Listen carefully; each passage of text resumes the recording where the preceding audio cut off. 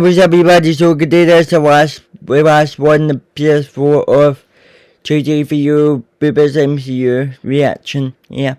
So it's a part 10 right now. So we're gonna want reaction to call X-Men Wheelchick.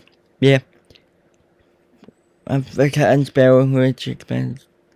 Sorry, my words can't spell, but so anyway, so we're not going to be reacting to PS5 on February. So we'll come back on March, or because we need that more video. We're talking about stuff like that. So with no reaction, right? So we're going to do reaction. So we'll try to take time because I got my doors coming up for my lunch. So yesterday was a table day, trading day. I mean, so it was Storyman, Scotland and UK. So net reaction. So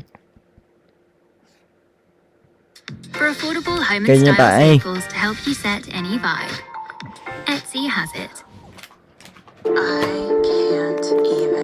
Let this be the time. When you need to be sure, choose Clear Blue Digital for clear digital results. Over 99% accurate.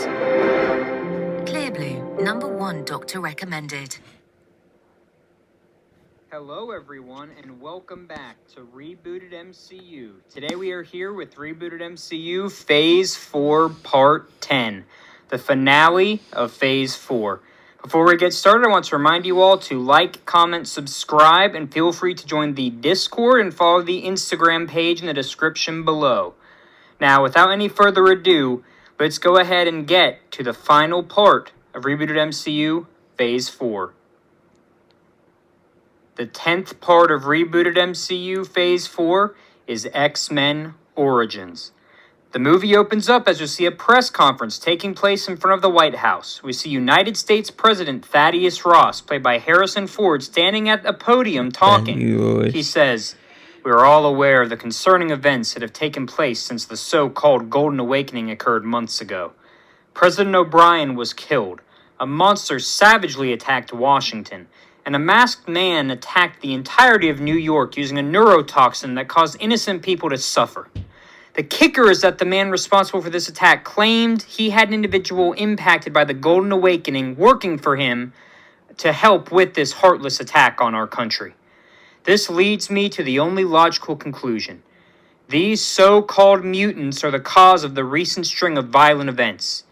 That is why today I'm encouraging Congress to pass the Mutant Registration Act, requiring all mutants to self-identify and disclose their information to the government. This is not about targeting these individuals. It's a matter of public safety." We cut to the X-Mansion as we see Professor Charles Xavier, played by Giancarlo Esposito, sitting in front of the television watching the broadcast. He mutters to himself, "Humans will blame that which they don't understand on those whom they don't understand. Such fickle creatures we are." We watch as Charles closes his eyes and telepathically says, "Hank, gather the recruits. Daily training starts now." We watch as Charles wheels away as a title card appears and the X-Men theme begins to play. We cut inside a newly constructed training facility in the X-Mansion. We see Hank McCoy, played by John Boyega, in a new training uniform, who says, "They're coming, sir." "Good. Thank you, Hank," says Xavier, as we watch a young man run into the room and begin cheering. "Professor Xavier, does this mean that we're finally going to get to go on our first actual mission?" "Not necessarily, Bobby, but I appreciate your enthusiasm as always." The young man is revealed to be Bobby Drake, a young mutant who has given himself the name Iceman, played by Asher Angel. He watches a slightly older man walks into the room. He scoffs. "Professor Xavier, no offense, but this bright yellow clashes with my eyes. I can't wear this outside of this facility." "Mr. Worthington, as much as I know you care about appearances, I find it quite ridiculous that you would potentially let the color of our uniform prevent you from representing mutant kind." The man is revealed to be Warren Worthington III, aka the Angel, played by Brandon Perea, who chuckles at Xavier's comment. Suddenly, the door to the facility opens up for the final time, and in walks a man wearing an interesting pair of shades who says, "Enough chit-chat, team. It's time to get to work." "Ah, yes. I knew I was correct about your natural leadership ability, Mr. Summers. The man is revealed to be Scott Summers, aka Cyclops, played by Joseph Quinn. McCoy turns to Scott and says, "Has my new visor design worked properly? I was able to find some rare ruby quartz crystals that should theoretically..." Yeah, they work great, man. I appreciate it. Now, gentlemen, let's get to work." We then watch as McCoy flips a switch inside the room and transforms into the Beast as we watch a training montage. We see Iceman use his cryokinetic powers to freeze the training bots that are fleeing their way towards him. Angel uses his power of flight to evade and dodge the bots, while Beast uses his incredible strength and nimbleness to destroy them. Cyclops removes his visor and begins using his optic beams to destroy the bots. As the montage ends, Xavier claps. "Good job, Bobby and Warren. I can tell you have both improved dramatically. Hank, great use of your evasiveness. Very impressive." "What about me, Professor?" "Good effort, Scott, but I expect more from you." "I mean it. Good effort, but it must be perfect." Scott looks to Beast. "Come on, man. I keep trying my best, but he never gives me the credit." "Oh, don't worry. You know the Professor. He pushes us to be our best. So no need to take it personally." Cyclops moans as Xavier begins to wheel away as he says to the group, "Come with me outside, gentlemen. We have new recruits arriving." We cut outside the X-Mansion as we watch a limousine pull up to the gate. As the group watches, Io of the Dora Milaje, played by Florence Kasumba, gets out of the passenger seat of the limousine and goes to open up the back door. As she does, we watch as Ororo Monroe, played by Zoe Kravitz, steps out of the limousine. Warren looks to Bobby and says, "Who the heck randomly gets driven around in a limousine? Maybe she is some kind of movie star or something like that. That would be cool." When you are dating the king of a prosperous nation, you are given perks of riding in a limousine, among other things. Watch as Xavier wheels to the car and says, "Miss Monroe, I'm so glad we were able to make our schedules work out for you to come and work with us for a bit." "Yeah, T'Challa wasn't thrilled, but here I am." "Io, thank you for escorting me. I can take it from here." Io nods and returns to the vehicle as Xavier motions to the group and says, "Go meet your new teammates." We watch as Monroe walks over to the group as Hank smiles. "Great to see you again, Storm." Monroe chuckles. "Yeah, the name has really grown on me. It's great to see you as well. My name's Scott Summers. This is Bobby and Warren. It's an honor to have you on board the team." Are you really gonna skip me? A living legend. "Yeah, we'll see how this works out. Big groups like this never really go well. Too many egos and all that stuff." Scott looks confused as we watch a taxi drive up to the gate. As the group looks on, we see a girl with ginger hair exit the vehicle. Xavier smiles. "Miss Gray, it's a pleasure to finally see you again after we connected through Cerebro." The girl is revealed to be Jean Grey, played by Abigail Cohen, who smiles and says, "It's an honor to be here, Professor. I'm really excited to meet everyone." Watch as Jean walks up to the group as Xavier wheels next to her.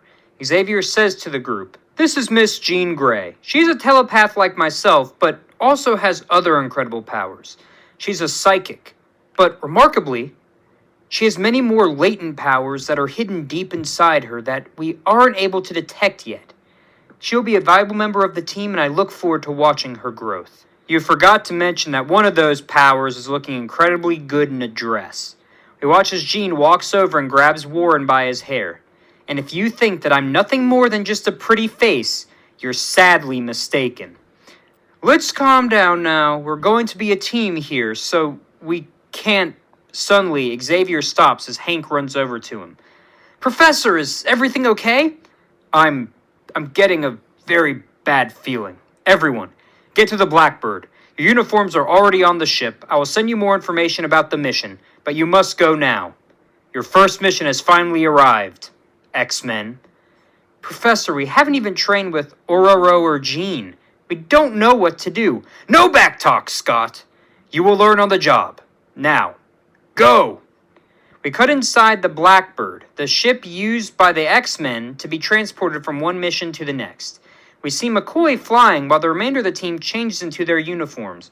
Ororo says, "You know, I really hate planes because of, well, some not so great history with them." but this one is really spacious. It's kind of nice. Yeah, my dad helped pay for this one. After Professor Xavier found me using Cerebro, I told him that I got invited to a school for the gifted. He was more than willing to get me out of the house after my mutation, but little did he know that all this money that he's been sending is going towards this. Yeah, his dad is super rich. He's also kind of a jerk, but thanks for the enthusiasm, buddy. I'm sorry if we got off on the wrong foot. My name's Gene, as the professor said. I've actually been talking with him telepathically for a while now. He thought it would be best for me to stay at home until I had better control over some of my powers, but thanks to him, I learned how to levitate objects and use psionic forces. Cool, so the professor helps you out, but can't tell me I've mastered a technique I've been working on for months. I'm sure you're great. By the way, what are all of your stories? We watch as Jean begins to read the group's mind as we see flashbacks of all of their backstories. We see Scott's parents dying in a plane crash. He was able to parachute out, but not before hitting his head on a rock. Something that, when his powers were awoken during the Golden Awakening, made controlling his optic beams incredibly difficult. We watch Angel receive his mutant powers, with his wings growing from his back, as his father, Warren Worthington II, played by Michael Pena, watches on in horror. We watch as Bobby was contacted by Professor Xavier using Cerebro and felt the need to run away from home since he felt that his parents wouldn't love him after his mutation. We also see Ororo's origin from United Forever, with the plane crashing into her childhood home and killing her parents. As we return to the Blackbird, Scott looks at Jean and asks, "Did you just read my mind?" "Yeah. Is there something wrong about it?" "Yeah, Professor Xavier has a rule against reading other people's minds. It is an extreme breach of privacy, so moving forward, I'd steer clear of it. Wait, guys, we have an incoming transmission from the professor." We watch his screens lower around the cabin as Professor Xavier appears on screen. "My X-Men. I picked up a disturbance earlier today. It was my old friend, Eric Lenscher. He is in Washington, D.C., protesting the recent announcement from President Ross. From what I can tell, he is there with his two children, Pietro and Wanda, and potentially other mutants. He is not currently acting violently, but be warned, if he is pushed too far, he will attack. His powers of magnetism is incredibly dangerous, so proceed with caution. Scott, you're in charge. My X-Men. Remember, you represent the best of mutant kind. Make sure this does not get out of control." We cut in front of the gates guarding the White House as we see Eric Lenscher, played by Jason Isaacs, standing alongside Pietro Maximoff, played by Evan Peters, and Wanda Maximoff, played by Elizabeth Olsen. As we see a crowd surrounding them as Eric is shouting, "The actions taken by the Ross and Rhodes administration today is simply an affront to the very ideals that you people hold so dear. Freedom of all people regardless of their identity. Yet, your president preaches hate to those he does not understand. I am a mutant. My children are mutants. But more importantly, my grandparents were killed in a Nazi concentration camp during World War II, and my mother was a victim of an anti-Semitic hate crime when we came to the United States. You people hate what you don't understand. This is the key issue with humanity, and that is why mutants need to take control. Because if we don't, we will be wiped out like my ancestors." We watch as a Blackbird hovers as the X-Men exit the ship. We also watch as suddenly droids begin to fly from the White House, as well as Vice President James Rhodes, aka War Machine, played by Don Cheadle, who flies in front of Magneto in his War Machine armor and says, "I hear what you're saying about the administration, but this has to stop. I can sense you're getting hostile." Is rainbow dust. Yes, it's a real product. No, it's not illegal. "Ah, Mr. Vice President, coming to squash my First Amendment rights, are you? They let you leave the White House without Secret Service these days? I got all the Secret Service I need with my armor. Now stand down." Watch as the X-Men slowly walk up to the scene as we see Eric use his powers of magnetism to disable Rhodes' War Machine armor. As Scott sees this, he screams, "We have to protect the Vice President. X-Men, move out!" We then watch as the X-Men charge into battle. We see Cyclops and Beast attempt to fight Eric, who screams at them that there is no way they can stop the mighty master of magnetism, Magneto. Pietro laughs and gives his dad a thumbs up for going with Magneto as his name, as we see Angel and Storm fighting with Pietro as Jean and Wanda face off. We see Iceman walking around when he walks up to someone who he believes is Jean. He says, "Hey, what happened? Did you manage to take care of that Wanda chick?" Suddenly, Jean turns around and begins attacking Iceman. After a bit of fighting, Jean is revealed to not actually be the real Jean, but instead Raven Darkholme, aka Mystique, played by Ana de Armas. As the fighting continues, we suddenly watch as a U.S. Army begins to arrive on the scene in an attempt to break up the fighting. Back at the X-Mansion, Xavier watches a live broadcast of events. As he sighs, he wheels to Cerebro and puts on the helmet and contacts Scott. He yells, "Scott, get the team out of there! This is turning into a bigger mess than it started. We need to regroup at home." "Professor, I can handle this. We just need to—" "Now, Scott, I will not ask again."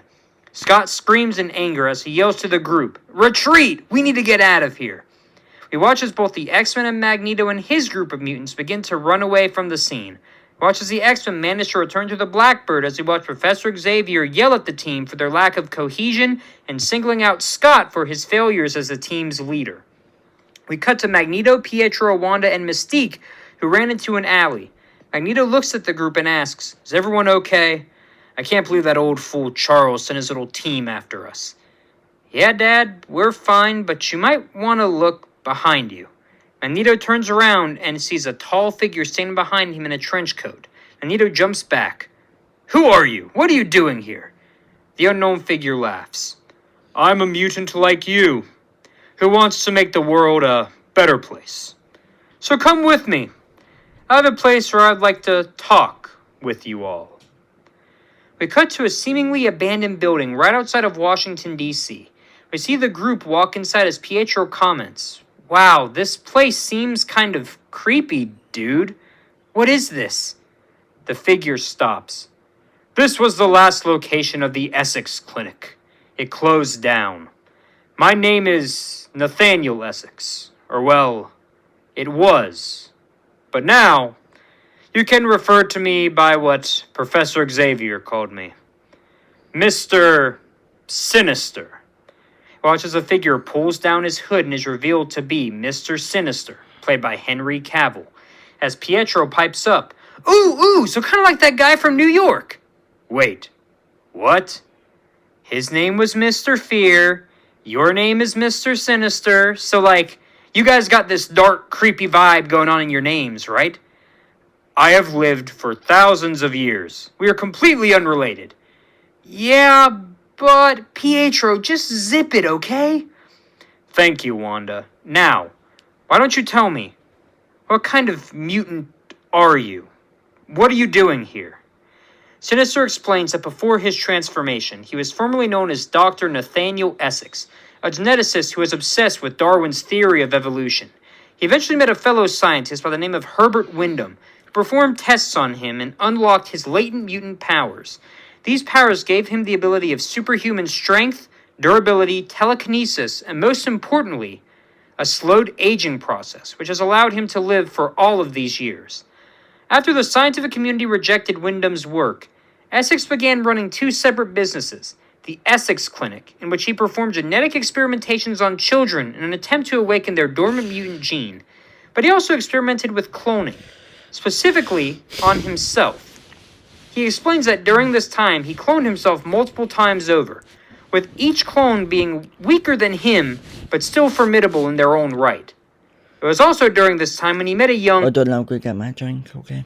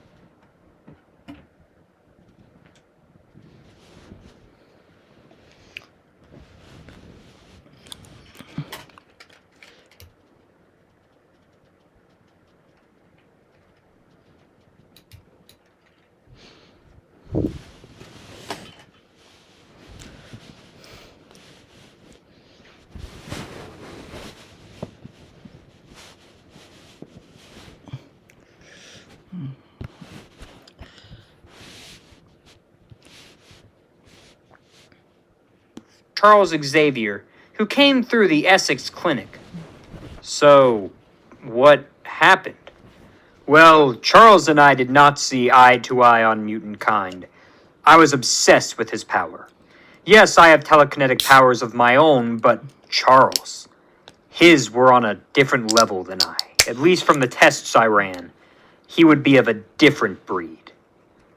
I tried my best, but I could never have his powers unlocked. That was until his father died, and his powers manifested. But when they did, he placed a barrier between myself and him. A telekinetic barrier, so I could no longer find him. Learn Spanish with Real Spanish TV. No veo nada, no veo nada! Click on words in the subtitle. So, what are you doing now? I know you know where Charles is, and if we are going to protect mutant kind from those lunatics in the White House, unfortunately we are going to need him for help.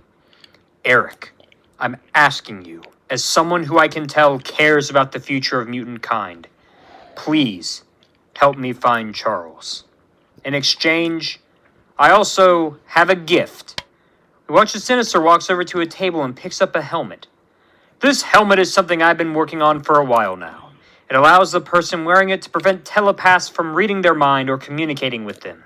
I will give this to you, so you never have to worry about your old pal Xavier reading your mind again. But in exchange, all I require is that you and I pay him a small visit. We cut to the X-Mansion as we see Scott sitting inside his room. He screams in anger following the events of the day. We watch as suddenly Jean walks into the room and looks at Scott. Is everything okay? Leave me alone. I don't want to talk to anyone right now. Please, Scott. I can tell you're a good person. You have a good heart. I can sense that kind of stuff. He watches Jean sits next to Scott as Scott scoffs. Well, you probably already know what's wrong then. You can read my thoughts after all. Perhaps I do. But I always know it makes things better if you actually say how you feel.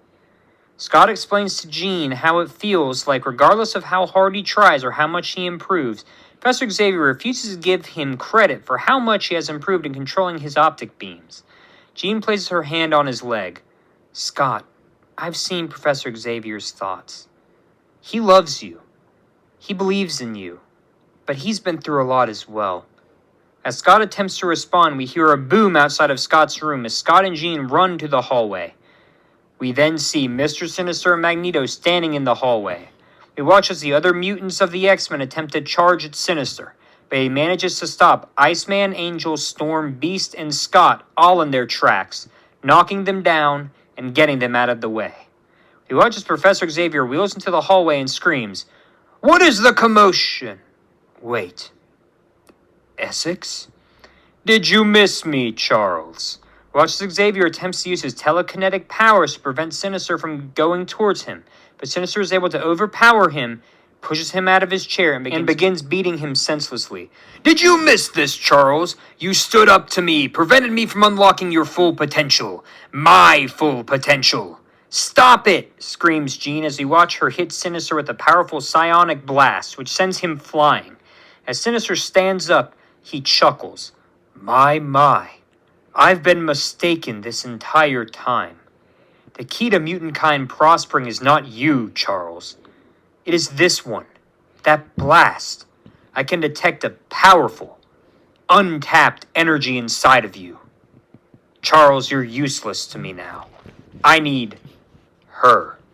We then watch as Sinister walks to Jean. She attempts to fight back, but Sinister is aware of her moves and knocks her out, grabbing her lifeless body and looking to Charles. Mutant kind will become known as a superior species in just a few hours. Good try with your little team here, but you've lost, and I've won. Charles attempts to sit up, but unable to do so, he screams out, Eric, please, don't let him do this. I'm sorry, Charles. If we don't act now, mutant kind will be targeted and suffer like my ancestors did. I'm not going to let my children suffer that same cruel fate. Oh my God. We watch as Sinister Magneto walk away carrying Jean as the X-Men lie on the ground, defeated. We cut back to just outside of Washington, D.C. as we see Magneto and Sinister enter into... Wait ba ito? Okay. Ano ang mga okay? Ano? Bye.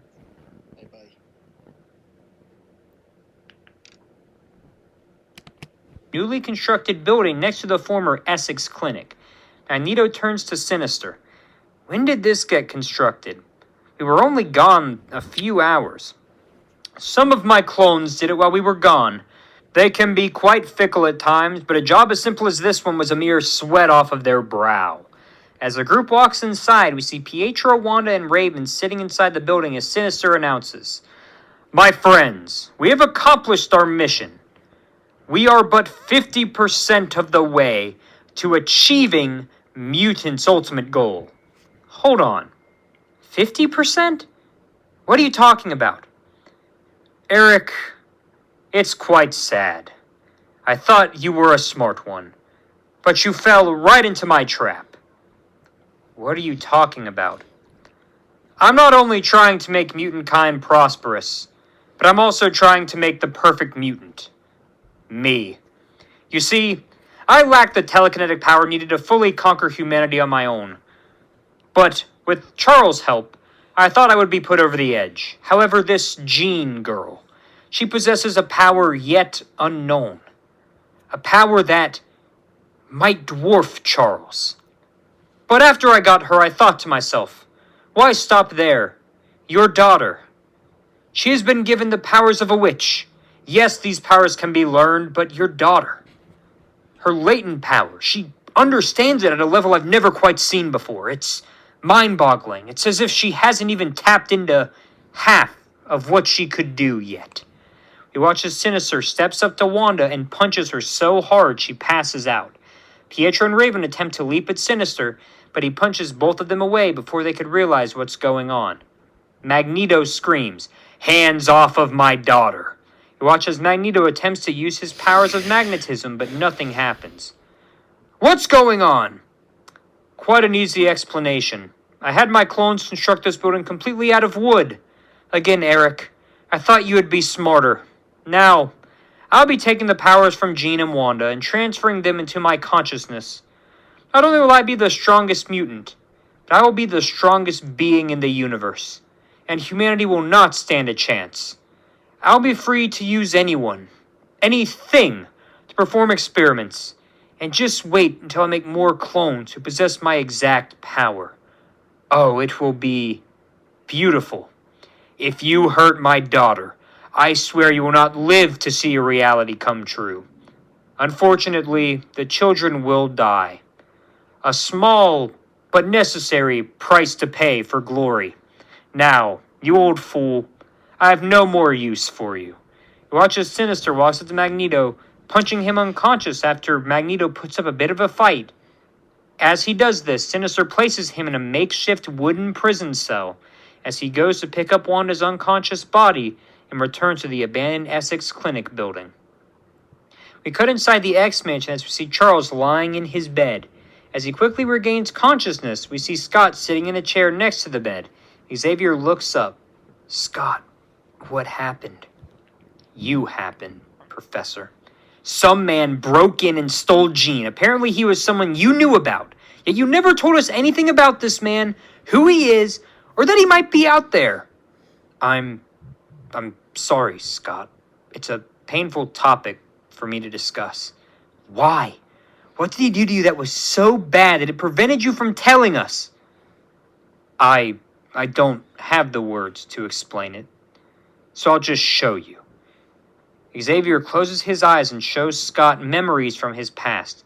We see Essex torturing a young Charles in an attempt to unlock his mutant powers. The varied methods of torture included snapping ligaments in Xavier's legs, which permanently caused him to lose the ability to walk. As we cut back into the room, Xavier looks to Scott and says, "I'm sorry I didn't tell you earlier. It is something I tried my best to suppress." "Great. So there's a maniac mutant out there who tortured you, and now is going to attempt to take over the world likely. Great. We're finished." "No, Scott. Not as long as they have you." "Screw you, Professor. All you do is belittle me and tell me I'm not good enough. How I need to work harder. You have a lot of nerve saying that right now." "It's because I wanted you to be better, Scott. Better than I ever could." What if you had AI-powered defenses? What? I'm not a great leader, Scott. I'm a teacher, an educator, a mentor. But you have skills. You have a natural leadership ability. You can lead a group of mutants to greatness. Something, in a way, that I never could to your level. So I hope to do it through you. I push you because it's what everyone needs. Bobby needs someone to teach him how to become a young man. Warren needs someone to make him feel comfortable opening up. Hank needs someone who won't ignore his scientific quips. And Jean and Storm needed someone who can welcome them to the team. And you did all that, Scott. And you are doing it right now. But your potential, it's more than I've ever seen from anyone. Yes, the world faces a new challenge. But as long as it has you and the X-Men, it at least stands a chance. Scott leans over and hugs Professor Xavier as suddenly Scott hears a voice. The voice is Jean. She communicates with Scott telepathically and shares her location with him. She tells him that the time is of the essence, as Mr. Sinister will kill both her and Wanda in order to gain their powers. Scott shoots up. "Professor, I just heard from Jean. She gave me her location. We need to save her." "Scott, I'm not physically capable or really mentally capable of helping you all out this time around. This one is up to you. Now, go. Be the leader the X-Men need you to be." Scott runs out of the room and hits a button which activates an intercom inside the mansion. Scott says, "X-Men, suit up. Get to the Blackbird in 5 minutes. We have a new mission." Cut inside the Blackbird minutes later as we see Hank piloting. He turns around and says, "Scott, are you sure these are the right coordinates?" "Yes, I'm positive. Jean sent them to me telepathically." "No offense, Scott, but how are we going to stop this guy? He threw us around like a bunch of rag dolls last time we faced him. Last time we didn't have a plan. Now, we do. Bobby, you're going to create an ice path for us to get from the Blackbird to the building. Angel and Ororo, you are two extremely powerful fighters. You guys are going to make sure that if anyone comes to give us trouble, they are stopped. Hank, you're going to use the Blackbird to blast a hole through the building for me to enter. Once completed, join the others in holding off any enemies we might encounter. I'll head in, rescue Jean and anyone else inside that building, and be out before Sinister knew what hit him. Got it?" The team turns to Scott and nods as Scott smiles. "Well then, X-Men, move out!" We cut inside the former Essex Clinic as we see Jean and Wanda attached to a contraption that will be used to drain them of their powers. When suddenly we hear a beeping noise as Sinister is alerted to the Blackbird flying overhead. He screams and presses a button that unleashes his clones. He yells at them, "Kill anyone who gets in our way! No survivors!" We watch as Iceman uses his powers to create a slide of sorts for Cyclops, Angel, and Storm to safely exit the Blackbird. As they safely exit, we watch as Beast shoots a hole inside the building and screams, "All clear, Captain!" Cyclops nods and yells, "All right, move out, team!" We then watch the Sinister clones begin swarming out of the building as Iceman, Angel, Storm, and Beast fight off the clones, who are significantly weaker than Mr. Sinister. We watch as Cyclops manages to sneak inside the building and eventually finds the room where Jean and Wanda are being held. As he walks in, Sinister begins to clap. "You know, boy, Xavier is not a perfect man. He will lead you astray, and there will be nothing left for you to do." Xavier's not a perfect man. You're right about that. But neither are you. I know you think conquering the world will show how powerful mutants really are, but it's not the right way. Using our powers to help humanity, that's how we show them who we really are. You pathetic idiot. I can tell Xavier has filled your head with his nonsense. It's not about conquering the world. It's about perfecting it. By filling it with me, the only perfect being that there can be. Cyclops chuckles. Well, as long as I'm around, that's not going to happen. We then watch as Cyclops and Sinister begin fighting. Sinister is easily able to overpower Cyclops, but Cyclops refuses to give up, using all his energy to focus his optic beams on Sinister. Back outside, we watch the fight with the Sinister clones as it slowly spills into the wooden building housing Magneto and the other mutants. As the X-Men continue to fight, we watch as Pietro and Mystique eventually join in the fight against the Sinister clones. Pietro runs up to Bobby and says, "Hey, thanks for helping us out, little dude. I appreciate you guys helping to save my sister. So, what's your name?" "I'm Iceman. And yours?" "Oh, made up names. Gotcha. I was thinking Quicksilver. You know, my hair's kinda silvery looking, and that's kinda my power, is I'm a bit quick." "Dude, that's awesome! Nice fighting alongside ya, Quicksilver." As the two return to battle, we watch Magneto sitting in his cell as Beast suddenly comes over and destroys the wood, preventing Magneto from escaping. Magneto stands up. "Why? Why did you do that?" Capacitor course check is okay. Simple. Our leader in the other room could use your help. Go, save your daughter, and end this now. We quickly cut to the White House as President Ross is alerted to some skirmish going on just outside of Washington. Ross commands the U.S. Army to head out as we see tanks and news reporters begin heading towards the area where the X-Men are fighting. We cut back to Cyclops versus Sinister. Cyclops has taken a massive beating and is running out of energy as Sinister is gaining the upper hand as he punches Cyclops to the ground and screams, "You are weak and pathetic. You're just a little boy playing a man's game. You're just like Charles. In over your head." As Sinister winds up to deliver the final blow, we suddenly watch as the metal contraptions around the room begin to bend and break as Magneto uses his powers to encase Sinister in the metallic objects, who screams as Magneto looks to Cyclops, "Finish it!" As Cyclops prepares to unleash his energy on Sinister, Jean speaks to him telepathically and says, "Let it go. Unleash it all." Cyclops screams and hits Sinister with an optic beam so powerful the entire screen turns white. As the dust settles, nothing remains of Sinister or the metal. Cyclops gets Jean as Magneto gets Wanda as they walk outside. We also watch the group of X-Men finish fighting the Sinister clones who have all been defeated. As the group walks outside, Magneto thanks Cyclops for his help as he, Wanda, Quicksilver, and Raven quickly head away as the X-Men join Cyclops and Jean outside. We watch as tanks and television reporters pull up to the scene. A reporter runs up to Scott and asks what he is doing here. Back at the X-Mansion, we see Xavier lying in bed watching the report as Cyclops takes the microphone. Yesterday, President Ross announced a new piece of legislation called the Mutant Registration Act.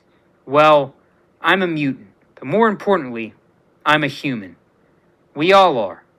Today, an evil mutant attempted to use our abilities to conquer humanity in response to this piece of legislation, but we stopped him. Not because we're mutants and we wanted to set a better example, but because we're humans. We couldn't let anything happen to our brothers and sisters. And that's why we encourage everyone who has the power that is voting on the Mutant Registration Act to vote no. Not because of what it might do to mutants, but because of what it might do to your fellow human beings. The reporter smiles. Nicely said, but who are you? My name is Scott Summers, and this is my team, the X-Men. We're a team of mutants with the goal of helping humanity. And I have one message out there for any evil mutant, or evil human, or anyone who wants to cause harm. You can try, but be warned. The X-Men will step in, and if we do, we will defeat you. The screen fades to white as we cut to a month later as we see the Xavier School for Gifted Youngsters is bustling with a ton of new young mutants who joined in response to Scott's speech to the press. We cut inside Professor Xavier's office as we see Scott sitting with him. Xavier smiles. Well, Scott, it appears the Mutant Registration Act got voted down in Congress. No doubt in part thanks to your advocacy. Well, it's the least I could do. Happy to help mutants and humanity at the same time. As Xavier smiles, Jean walks in and says, Scott, it appears we have an incident that needs to be taken care of. Scott walks into the hallway and hits the intercom button and says, Mission time, X-Men, move out, as the movie ends. We have 2 post-credit scenes. In the first post-credit scene, we cut to deep space as we hear a mysterious booming voice. My heralds, I require your assistance once again. We slowly watch as figures begin appearing on screen as the voice names them. Terrax, the Tamer, voiced by Antonio Banderas. Pyrus Krill, my Fire Lord, played by Mads Mikkelsen. Gabriel Lan, my Air Walker, played by Milo Ventimiglia. Norin Rad, my Silver Surfer, played by Pedro Pascal. Because of the snap of the Mad Titan, no planet has contained the requisite amount of cosmic energy for me to consume. My hunger grows as mighty as the imbalance that faces me. My heralds, find me a planet rife with cosmic energy. My feast begins soon. As all the heralds in unison say, Yes, mighty Galactus, sir. The camera pans up, revealing Galactus, played by Liam Neeson. Know you're hot. Being hot is a state of mind. You're perfect. For affordable home and style staples to help you get ready for anything, Etsy has it. In the second post-credit scene, we cut inside a mysterious building as we see President Ross on a computer screen. He says, Listen to me, Freeman. Get this Weapon X program figured out as soon as possible. We need to hurry this up. As the screen turns off, the camera pans and reveals Francis Freeman, played by Ed Skrein, who chuckles. Dang, that Thunderhead is getting real antsy. Let's see. Our first test subject, some dude by the name of James Howlett. Interesting. Well, time to get Weapon X up and running. And that is Thursday game members MCU PS4 finish. So yeah, we did reaction Hawkeye in the World Day Thursdays. We did what reaction sorry. So we did reaction to Ant-Man Was Reborn. We did reaction to Doctor Strange May and we did reaction to Captain America Super Societies. We did reaction to the Club of Hulk and Living Love for Hulk. And we did a reaction to Thor the God of the Gaddies, which is sad for his lost Thor. But we did reaction to Black Panther United Forever. We did lost Queen and I'm sorry that video.